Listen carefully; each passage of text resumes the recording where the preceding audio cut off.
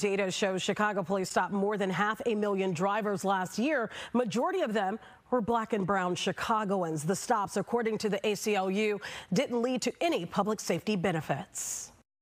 We filed this lawsuit last year with 5 clients. 2 of them have been stopped an additional 3 times.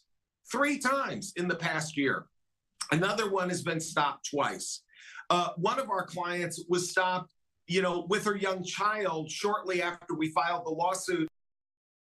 Well, looking at this closely, numbers show after the shooting of Laquan McDonald the following year in 2015, 85,000 motorists were stopped by police. Now that number is up to 535,000 for 2023.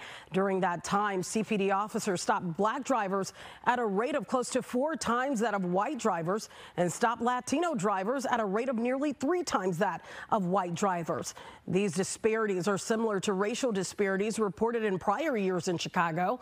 The ACLU filed a lawsuit over this issue last year, and just last month, a U.S. district judge allowed the central claims of that lawsuit, called the Wilkins lawsuit, to proceed, rejecting CPD's request to completely dismiss, or delay this case. What we've seen is these citywide tactical units tend to target Black and brown neighborhoods for traffic stops. So that's where we've seen the greatest amount of increase there.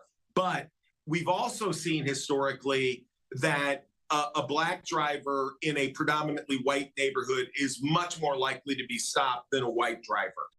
Now, that was Ed Yonka, who you just heard from the ACLU. He says he doesn't advocate for traffic stops to be monitored under the consent decree because the benchmarks are for long-term changes. The ACLU believes the changes in pulling over black and brown drivers for no real reasons need to stop right now. We did just get somewhat of a statement from CPD. I'll just read some of it. It says the Chicago Police Department's policies and procedures are rooted in constitutional policing, and they say they are committed to keeping that standard.